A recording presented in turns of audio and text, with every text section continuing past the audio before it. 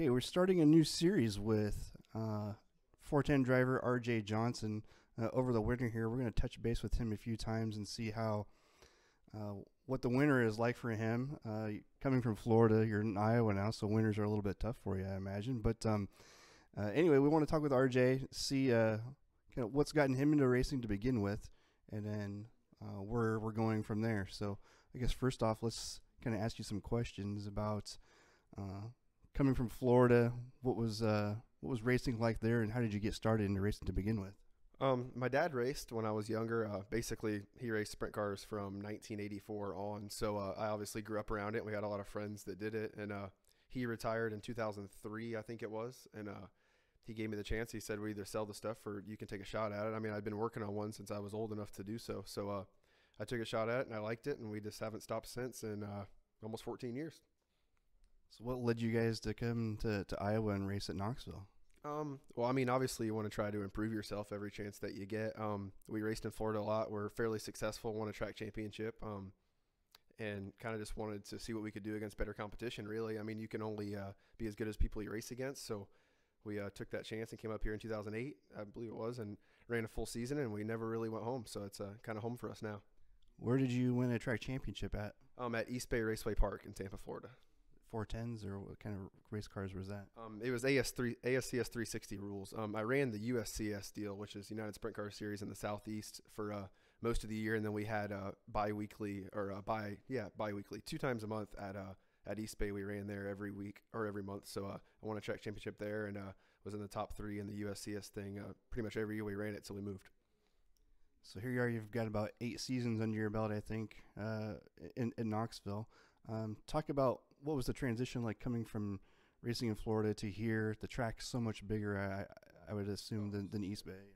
Yeah, it's a big transition. I mean, the biggest thing is the competition. We had some really good guys down there, and it got me to a certain point. But obviously, this is the premier weekly racing series in the country. So there's a big difference. Our equipment was behind as much as we thought it wasn't. I was behind as a driver when we got here. So took a lot of catching up. I mean, 8 years later, we're in a 410 now for the 3rd or 4th straight year. So that's obviously changed things a lot. But it just upped our program, but it just took us a while to do it. And so we just try to get better every year and improve ourselves and just try to keep going. Talk about your season so far, or your season just ended here a few weeks ago. You went down and raced with the Outlaws. Didn't really go as planned. Just talk about that night and what kind of led to that crash, I guess. Yeah, I mean, we had our season as a whole was kind of up and down. We had nights where we had good speed and we raced inside the top 10 and the top 5 at Knoxville, and there was nights where we were 15th and we just didn't have speed. It kind of directly correlates to how fresh our engines are. I mean, when our engines are fresh, I mean, qualify good, we're better. It's hard to really make an impact starting 15th or 18th when you don't qualify well. But yeah, we try to race as much with the Outlaws as we can when Knoxville's over and before it starts. And we went to Lakeside, missed the show there by 2, just didn't qualify good. Went to Salina, qualified not that great, ran good in our heat race, got by Sammy, got by a couple cars, and then in the feature there, just got tangled up with somebody at the end of the front stretch and took a pretty bad ride. So you got a car rebuilt there, and then they canceled the next night, and you guys drive all the way back home. So we're at the shop now. What's kind of assessing where you're at the end of the season and what all you got to have ready before you got a few months here before we go back to racing again. Mm-hmm. Yeah, we killed that car at Salina, so we had another car ready to go the next day to go to Dodge City, and then that got canceled. So we're not in too bad a shape. Like the one car sitting here behind us is complete; it's ready to go. We only ran it 2 nights the whole season, so I'll keep it and just kind of freshen it up a little bit. We killed the car from Salina, so obviously that's going to be gone, and we'll get another car to replace it here. We'll have another chassis about Thanksgiving, and we'll just build that new. And we try to start the year basically with 3 of everything, 2 complete cars, and then 1 of everything in the trailer for a spare. So we're on track. I mean, it stinks to lose that car, but we did go all year basically on the same car, so it's hard to be really upset about it. So no, we're in good shape. We'll have a new car at Thanksgiving and hopefully have it together by Christmas time or so and be ready to race in March in Texas with the Outlaws.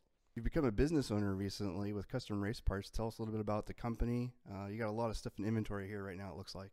Yeah, absolutely. It's the winter months, so things are turning over, really busy. A lot of consignment used stuff coming in, a lot of new stuff going out, so it's been really good. You can get a hold of me at 813-838-4821. get a hold of Ashley. She's on the Facebook page, facebook.com/custom race parts. Got a lot of stuff on there as well. So yeah, big inventory, and it's a good time. So just looking forward to see how it grows. All right, we'll check back with RJ here in a few weeks, see how the winter months are going, how the cars are getting built. And I'm Eric Arnold, Knoxville Raceway social media manager. Thanks for watching.